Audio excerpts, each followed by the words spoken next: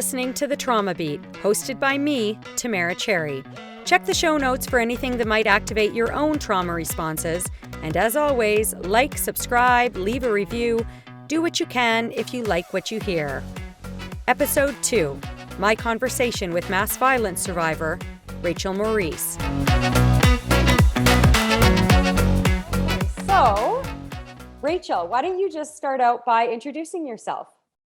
Yeah, hi. Well, thank you. I am Rachel Maurice, and I'm a mom now. I'm 37 years old, all that fun stuff. But when I was 16, I was a survivor of a high school shooting in 2001, and I was a junior at that time. Can you tell me, Rachel, what is your first recollection of the media after that shooting at your high school? Oh, the very first recollection is a very vivid one, and here's an interesting part because it plays a whole role of it. But my first media interaction was I was actually escorted off the school, and the very first recollection I have was of a photographer who was taking photos as we were being escorted out. And it's a weird recollection, but we were being escorted out towards that photographer, and so we were getting closer and closer to that photographer as they were taking more and more pictures. And so even as I make that statement now, it makes me remember the sound of the flash of them taking the picture. And it was so 2001, I mean, it was like a big camera. It had a big lens or whatnot. And it just brings back those kind of memories and just being brought in towards that photographer. Do you remember, if you're comfortable sharing, Rachel, how that made you feel in that moment? Because you were just escaping what was, I assume, to be one of the most terrifying times of your life. Mm-hmm. And then you see this camera lens pointing at you, you hear those clicks. Yeah, so what was that question? If you're comfortable sharing, do you remember how that made you feel in that moment? Like you just left the school campus, or you're leaving the school campus and you've got this camera pointed at you. Yeah, so actually at the time, at that very moment, I had no recollection or any thought of them at all. It was just something that I was, doing. I was going and looking for my mom and that kind of stuff. And so it actually had no, in the very moments, it was just kind of a passing thought. They were like on the right side, and I was just kind of like going and I was just so focused and looking for my mom and like, what did they just say? Where am I going? So it goes into that to remember that happened. And then fast forward the years later that I went to actually start my healing journey. I remember thinking, oh, there was photos, there was pictures back then. There was more than just the audio, the picture, videos, there was pictures. And so I got the courage enough to Google my incident and what those pictures, because I just remembered, like I said, I was a 16-year-old back then. And so I was just like, oh, I wonder what pictures or whatever came of those pictures kind of thing.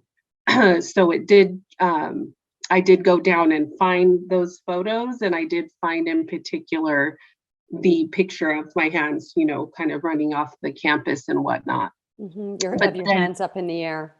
Yeah. And then the other thing is immediately after it did become one of the reels that would play.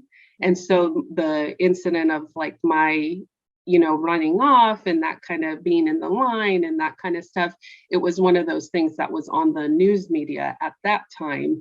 One of the video reels that was just one of the loops. Mm-hmm. And you remember that like from the immediate aftermath of the event? Oh, yes. Okay. I remember the video and all that being part of it. Okay, so let's break those two because that's two different times of your timeline. Can you speak to the impact at the time of that image looping in the news media in the immediate aftermath, or were you Were you really aware of it? Did it have an impact on you at that time? I would say no, it didn't have an impact on me personally, because you're in such a fog after something like that happens, that you're not thinking about that impact. You're 16, you're not thinking about the impact. What I can tell you in speaking with my mom and things like that is it did have more of an impact with her back then. And and part of our connecting the dots later on in years later. One of the other, I just thought of something as I was saying that, the immediate impact was that I lived right across the street from my school. And so the media kind of had blocked off the street, and they kind of had the streets blocked off. And so every time I would go to school for the immediate aftermath of it, it was kind of trying to go through this layer of all these journalists, or, oh, the news is there today and they're there. And at that time, they were there 24/7, like a lot of these incidents occur. But, back in 2001, it wasn't happening as often. And so they were there for, I felt, longer period of time. So they were there for a very long time. They were there at our graduation, and those kind of significant events. What was that like for you trying to get to school? Because if I remember correctly, you guys went back to school very soon after we did. We did. We went back to school. So my shooting happened on Monday. The media was given full access to the school Tuesday, and we were actually brought back to school Wednesday. Wow. So you living right across the street from the school, having this horde of media right outside of your house, what was that like trying to go back to the scene of where this happened, your school, and where it should be a safe place, really, and having to go through, the journalists who are trying to get interviews with you every day? Yeah, to say it was hard would be an understatement. But one of the things I remember back then, and even now, that I always think about is like, wow, the media had a whole day of the school. So that like Tuesday, they kind of had this day, and it was told to us that it was for the media. And I remember thinking, well, when's our day going to be, like, with no media? Like, great, they get this media, but when is our day as students and as a student body and as a family? When do we get that time? Because back then, at that time, I was thinking, oh, great, the media will get their time and then they'll kind of just go away. Not knowing the process back then, that's kind of how I figured it would happen, and it wasn't. And so it became this barrier where, as soon as you looked like a teenager, or like you were part of there, you kind of had to just learn how to maybe disguise yourself. And for me, I kind of tried to do that, to just kind of sneak in and kind of go in to this school, because it was kind of one of those instant barriers that was just like, I don't want to look like a student. I don't want to look like I'm, for lack of a better term, a looky-loo trying to come to the memorial. And, because it was a huge memorial too at that time. And so, you just kind of you have this push-pull, like you want to get back to your day-to-day, but you don't know what your day-to-day is anymore, And so it was I would say the media presence prolonged the process, because it felt like, and in my community at that time, we felt like once the media leaves, then we can kind of finally try to get back to our normal, or our new normal. And so our community, kind of rallied for us and rallied with us to try to get that to happen. And I would say for the community itself, once the 24/7 cycle kind of media did go away, and then they just came back for the big things, kind of quote unquote things. They would come back for the trial and those kind of things. Trial, the anniversary, your graduation, like you said.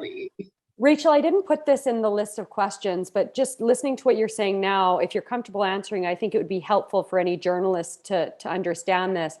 Can you tell me why you weren't wanting to talk to the media? in that immediate aftermath, why it was that you wanted to avoid them or disguise yourself, why you didn't want to just stop and say, this is what I saw, this is what happened. Yeah, it made me think of a term because, I felt a gross, connection where I had this moment of like, when I saw, okay, let me put it this way. When I saw other friends and students and things being interviewed, I remember thinking, oh, they just want kind of the attention. As a 16-year-old, that's kind of what I thought. And I wanted no attention. I wanted nothing of the sort. And so that was kind of at 16, that was my connection to that, of not wanting that. I just wanted to avoid. Let me just get over this, get back to normal and kind of process losing my friend and, kind of start that kind of whole piece. So that was my piece with that. And then, I do want to get to talking to my mom and how the media was with her, because her connection is so different.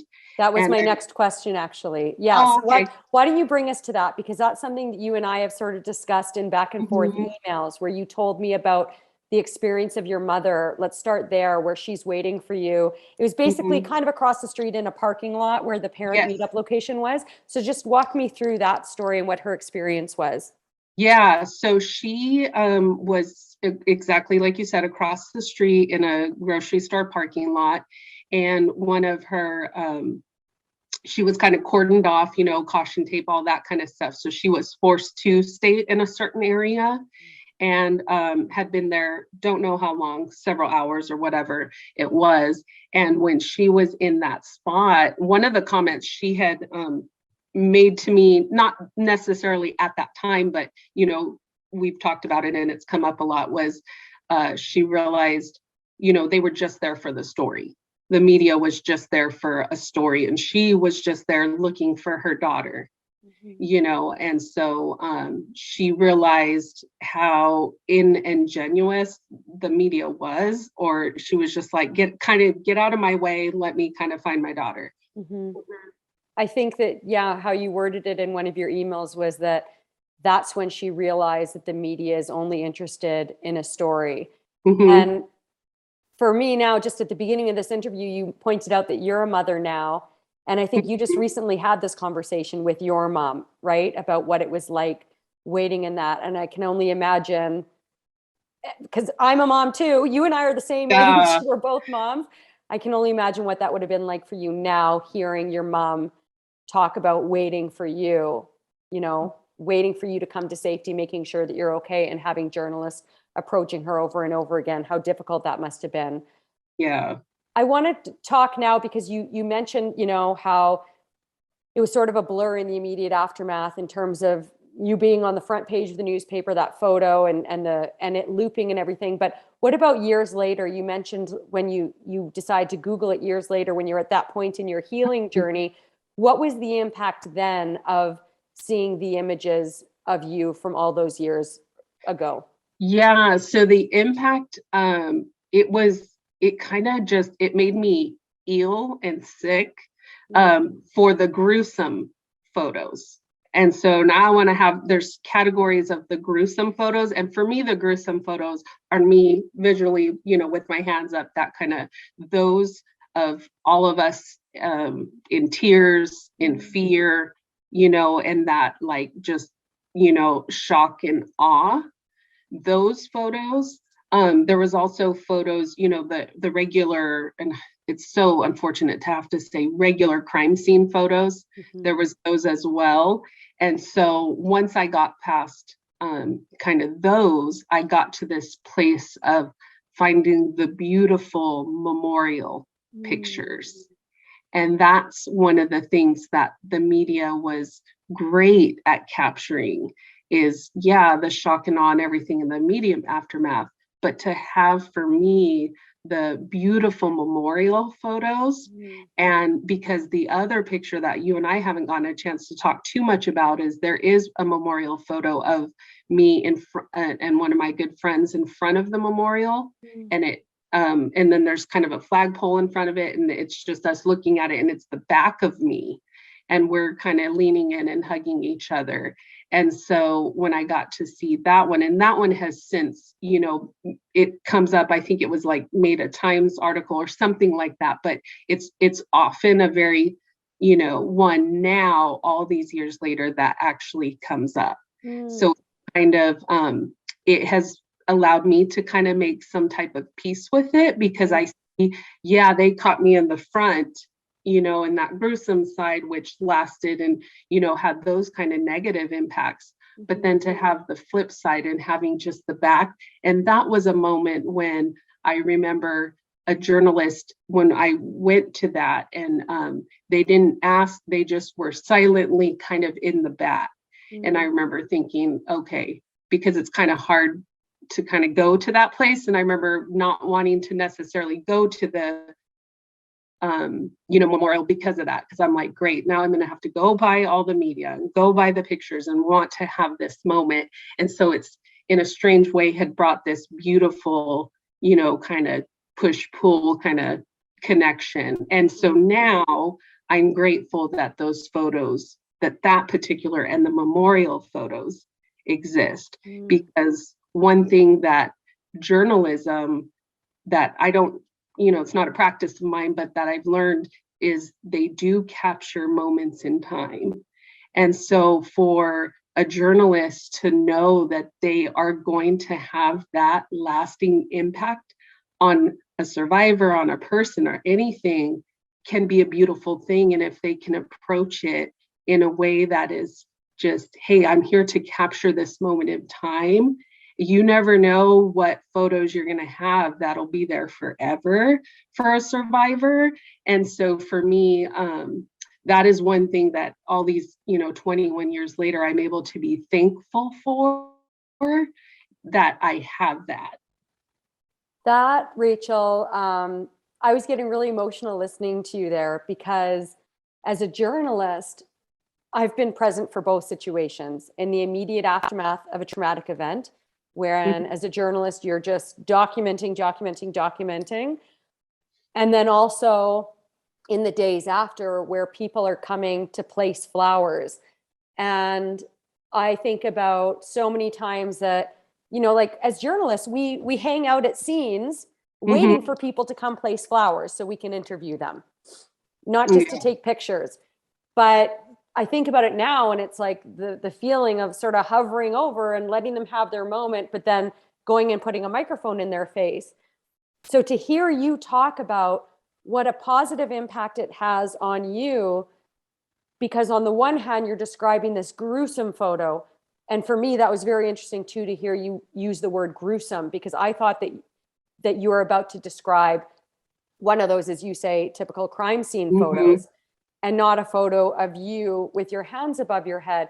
But then, so to hear the negative association you have to that photo, but then to hear the positive association that you have to a photo where a journalist was not bothering you, where a journalist just stayed back and let you have your moment, I think will be very impactful for any journalists listening, because they can know the power of just staying away and staying back and taking a respectful photo. And like you said, you can't even see your face in that, but it kind of gets the job done. But I wonder like what the solution is, because I think one of the things you said in your survey was, like journalists need to know that photos are forever. And you just described the negative impact of the photo of you leaving the school. I apologize, I didn't put this question in the list of questions either, but if you're comfortable continuing on this path, do you see a solution there? Like, because that photo of you, the first one that was so upsetting, that's there forever in Google, right? Do you wish that it would just go away? Do you wish that it was never taken? Like, is there some way to make it better for you? Because as you say, journalists are there documenting a moment in time. Yeah, I wouldn't say it's a push-pull. They are there, it's a part of it. And so I would just say one of the ways that, you started with that phrase, the what'd you call it? Something journalism? Trauma-informed journalism. Trauma-informed journalism. I journalism. wanted to ask you that. Yeah, what trauma-informed journalism means to you? Okay, I don't know what it means to me, but one of the things that I know would be nice is just at the 20th anniversary, when we had our media there, the journalists or they had asked, and they said, "Is it okay if we're here? Are you okay with that?" And just asking a question was kind of surreal. I'm like, well, of course it is. But then I was thinking, wow, how impactful. I mean, because we are, my school is unfortunately a place that the media does go. They went there when Sandy Hook happened. They went there when all these other significant school shootings have happened. But to have a journalist ask at a 20th year anniversary, is it okay if we're here during your vigil? That was just impactful, and just asking a question or asking permission, because for me, at least all these years later, brought that closure. One of the things I know I had mentioned to you was just having this would be more for maybe service providers, is they need to really work with the media, with survivors, to kind of have maybe a media shield or someplace that's like a media free zone or something like that. And that would be something that could work at the, back end or whatever, working connections to have that, where it's like, hey, if survivors want to go presence of a media, this is where they're going to be. But then there's certain sacred places, and I would say like the memorial sites, what ends up often being the memorial sites are kind of a sacred place. So you kind of have that push-pull balance and mixture of things there. You can get your stuff, but anybody that doesn't want to be in contact with the media still has these safe places. And I think one of the other places you pointed out in your survey was in courthouses. Had you said that too, like a media-free zone in a place like court proceedings? Yes. Yeah. So, and again, I guess that just speaks to, because there are going to be people who don't want to have to deal with the media, and you shouldn't be excluded from those places because you're trying to avoid journalists. Oh, yeah. Okay. Right. So that's a great piece of advice for victim service providers. Is there anything else that you'd like to say for victim service providers in terms of how they can support trauma survivors who might be suddenly faced with media attention? Yeah, just kind of work with the media head on, kind of have some type of a liaison, have someone, informed that has a connection, so that the family doesn't have to be the connection, that someone outside of the whole thing can be the connection. Some of the other advice I have for the media is, anytime there's a loss of life, that's a time and moment of reflection. And so you're going to have so many different emotions. Of course, we all know that, but just realizing, I think, the positive impact that the media could have, if they're just respectful in that way, would be great. It's interesting to hear you say that there's going to be such a mix of emotions. And of course, we know that, because of a lot of people don't understand that part of trauma, I don't think. And it's something that, like, in terms of the impact that trauma has on the brain, I don't think the average person understands how it can impact it can present differently in different people. Like, some people might lash out in anger. Some people might just be incredibly sad. Some people might be totally numb. Some people might be acting totally normal. And maybe members of the media or the public might be thinking, they're acting strange. They don't seem like they're impacted at all. So it's interesting because you get it, because you've lived it, right? Yeah, that made me think of something I don't want to forget to tell you. So some of the impact as far as negative effects and negative people, there actually is a photo too of our incident where there was billboards kind of, or I say billboards, but like posters made where it said "Media Go Home," because there was just this group of onslaught of I remember, I think it was like students or something, but there was just pictures of, cars and parents later on that just had that kind of thing. It was time for them. They wore out their welcome, and it was time for them to leave. Interesting. Do you have any idea how long after that was that those? I don't remember, because at least at my incident, they were there for several weeks. And then we, in our case, had a trial, we had graduation, those kind of things. But wearing out your welcome, it made me think of something, is because that's something maybe that victim service providers and the media can figure out what a timeline should be. Figure out the timelines. Is it something that's going to have a trial? Is it something that's not going to have a trial? What does that need to look like? because it's going to be different, unfortunately, for all these instances. And we know that, there are going to be incidences. So just figuring that out, that would be a good question to kind of figure out like a timeline and what that is. Because and maybe if you had a liaison, they could prepare you for that then. Like, guys, your graduation's coming up. The media is probably going to be here, but this is how we're going to handle it. And if you want to talk to the media, this is how you can do it. If you don't, we're going to have a safe zone for you so that you don't need to deal with it. Yeah, that would be great. What about something I meant to ask you a little bit earlier was, and it's something that comes up a lot with mass violence survivors. How are you impacted by the media coverage of other incidents like yours, like other school shootings, other incidents where you maybe see some of the same sorts of images that you saw in the aftermath of yours? Yeah, I'm just as much impacted as those. In fact, I kind of know my own boundaries these years later. I know that if there's a school incident, then I just won't even be involved with looking. I'll shut off media, I'll shut off Facebook, I'll just kind of shut off everything, because I know that for the first immediate aftermath, it's going to be a lot of chaos. And a lot of different things and it seems to be now, it's sad because it seems to be now it's more and more gruesome photos and more audio photos. And it's so hard for me. I remember one time actually a couple years ago, there was another school shooting here close to where I live. And that bothers me. I can't think of the name right now, but it happened in California. And the audio for that, somehow there was audio brought. And it just made me have a total panic attack in the middle of my house, because I think my husband, had been watching TV or whatnot. And it was just, I had never had that happen, and this was you just mean like audio from the actual incident, like cell phone video or something, probably. Yeah, exactly. Something that had happened. And I just remember like scrambling in my house, like, oh my gosh, something's happening, to just go and turn the TV off. And it puts you in a state of panic. Yeah. And you said that, like, it's interesting to hear you say that you're impacted by the media coverage just the same as if it were your own event. It brings you back. Absolutely. And it doesn't necessarily have to be a school shooting. It's for me harder when it is a school shooting, but even just other shootings, just a regular shooting, a regular kind of crime scene thing. I know for me, if there's a height in violence or another mass violence or anything, I know for me, for my own boundary, I can't have any media access. I usually, like I said, some of my kind of let's see, I call it like like a survival kit.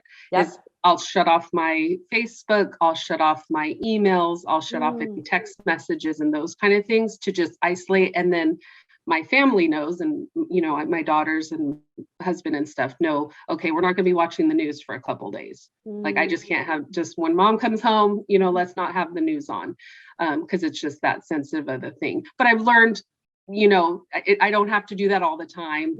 I'm making it sound extreme now, but I don't necessarily have to do that. But having those open conversations with my family about what that needs to look like for me has been important. I don't think it sounds extreme at all, just because it's something that I've heard so often particularly in the mass violence community, of how easily it is to get triggered by similar incidents. But I also think it's very valuable what you pointed out, that it doesn't even need to be another school shooting or mass violence. It can be anything. Like if you see those crime scene photos or people talking about a spike in violence, as you said. I wonder though, like, how long did it take for you? Because you're 37 now, you were 16 when your shooting happened.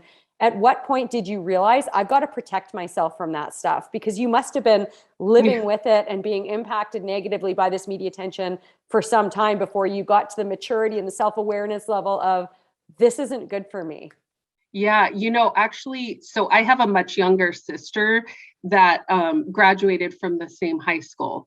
So when my sister graduated, it was when my younger sister, I only have one sister, but when she graduated from that high school was when I realized that I need to set these boundaries for me. That's when it became like kind of full circle moment for me, because she graduated in 2016. Oh, wow. So okay. 2001 to 2016, is such a huge gap that for me, that was like kind of my first times of really allowing myself to kind of come back and like Wow. go to the school. That was when I really started the full kind of healing to go back to my school, to walk through the scene, Mhm. to walk through where everything happened and that kind of stuff. And I think about like between 2001 and 2016, there were a lot of other mass violence Yeah, incidents in the United States.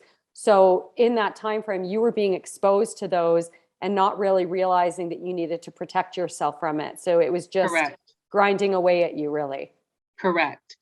Wow. I think that's such a valuable lesson because so many of the mass violence, and I mean, any survivor, no matter their age, needs to be protected. But I think there is a special consideration when it comes to these school shootings and these kids that are so young and maybe don't recognize the impact that different things are Hmm. having on them. So I think that's a very valuable point, and I thank you for it.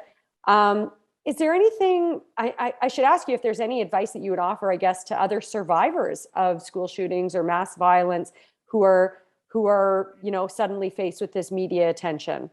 Anything you wish Yeah, that you knew? the biggest thing is you have a choice. As a survivor, it's your choice whether you want to be exposed to the media. You're going to be exposed to the media, but at what level do you want to be exposed? You have a choice to say no, because that's such an impactful thing. Because I think sometimes when cameras are brought into your face, because I've had that happen too, going even to my memorial site, is you have a choice to ignore them. You have that choice, and the media needs to respect that. And so that would be the biggest piece of advice and the thing I would share. Because when I would want to go back to my school, one of the first barriers is, okay, I know that, for example, something just happened, media is going to be there. I know that it's a big anniversary, it's a 20-year anniversary, there's going to be a lot of media there, Mm-hmm. kind of thing. And so to prepare yourself to know that you have that choice, but also know that you have the choice and you have the resiliency to kind of get through and still go and be okay, regardless of the media involvement or not. Mm-hmm. You don't need to take that place out of your life. The media doesn't need to be a barrier for you. Correct. Okay.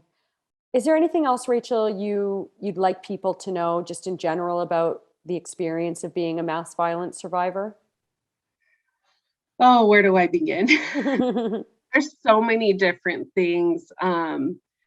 It's hard to kind of sum it all up. Like I said, I kind of full circle with my incident, but it just journalism is impactful. Everybody kind of has their thing, and I think just keeping that in mind, to know that these pictures are going to be there because people like yourself are documenting it for history, for historical purposes, and just for the incident, and hopefully lessons. Mhm. But my hope would be that there would be lessons to be learned. And I'm so grateful that, it's being looked at and people are starting to realize, what can I do? What my role is. And I think for everybody to realize they all have a role. As victims, we don't have a role. We're not given that choice. Kind of just happens. And unfortunately, sadly, it can happen anywhere at any time. But you don't have that role. But for other people coming in, advocates or the media and whatnot, you have that awareness of Mhm. what you're coming into, and the sensitivity. So that my biggest kind of hope and goal would be that there can be some kind of magical bridge or beautiful bridge where it's kind of all those things kind of cohesively working together. Because the other thing as survivors, and as you know, probably with dealing with us so often, is we fluctuate. And one day we might say, hey, yes, I feel this negatively gruesome impact. But tomorrow, wait, where are you, media? Like, I want to talk to you now. Or just the vice versa. And that made me think of another thing for journalists too, to realize, wow, how frustrating it might be to kind of deal with a family that says, yes, we'll talk with you, or no, we won't, and kind of, because we don't know, and I don't know as a survivor how I might be. I might agree to it one day, and then the next thing, oh my gosh, all this stuff happens, or something else triggers it. And just knowing that, wow, it can fluctuate. Mm-hmm. So that is such a valuable point you raised, Rachel, because that goes back to understanding the impact that trauma has on people. Because I know myself as a journalist, and I know other journalists who have felt that, where they set up an interview, say they set up an interview with a homicide survivor, a mass violence survivor for Thursday at noon, and that's their story for the day. And then Thursday comes around and the interview is canceled at the last minute. It can be frustrating. But having the insight that this is how this, survivors can fluctuate day to day, it just creates so much more awareness and understanding. And that should also extend not just from the journalists, but to the newsroom managers, to their bosses who might be expecting something. It's so valuable that you raise that, because so much insight can come from understanding how trauma impacts people differently, and differently from day to day. Yeah. And, let me tell you something else it made me think of, with dealing with Brian and Randy's families, was they said, we kind of know, and we have like this own vetting process of like what media would be respectful or not. Mm-hmm. And the ones who have been most successful 21 years out with obtaining and getting all these quote unquote great interviews with either the family members or the moms or things like that, have been the ones, and were the ones that were very respectful early on, and kind of obtaining those boundaries. They weren't the ones that were just flash in your face, whatever. They were the ones that are, consistently there. And we kind of know, and we kind of ask, hey, this person's asking for an interview versus this one. And so when we're kind of battling with who are we going to talk to, we've kind of, the longevity of that kind of thing and took place. The other thing is the local media, for whatever that would be most important for the local journalists. If it's something that's like maybe in your jurisdiction, to know that, wow, your news outlet or your media outlet will be there for the long haul, because it's not the national necessarily that's going to be there. They're the ones that are going to be there quickly and leave, but the local ones, for the local media journalists to establish a very respectful and kind of relationship with that will go a long way. Mm-hmm. And that has been what's happened in my community for the local media, because they have been there for the long haul, and they've been respectful, and they've learned, through the years how to kind of navigate with us within those waters. Yeah, I think that for the longest time, journalism, when there's breaking news, they have focused too much in the immediate aftermath on being first and just getting the information out first. And by doing that, they lose perspective of the value of patience and waiting in order to get a better story, to have a better relationship with the victims and survivors, and to even get a more accurate story. Because in the immediate aftermath, there's so many, I don't know if this is the same with your shooting, but so many rumors flying around, and then corrections need to be made, or maybe they're not made, but suddenly just the storyline sort of changes from day to day. So that's such a valuable point, and I thank you for that one as well. I've noticed, Rachel, that you've sort of been glancing at some notes. Is there anything else in your notes or in your mind that you'd like to share today, Rachel? No, yes, there is actually another thing I would like to share, because it's some of the most memorable photos. One of the areas that I had as a survivor, when I went later to try to obtain one of the pictures, I realized there was like a significant cost involved with obtaining one of the pictures.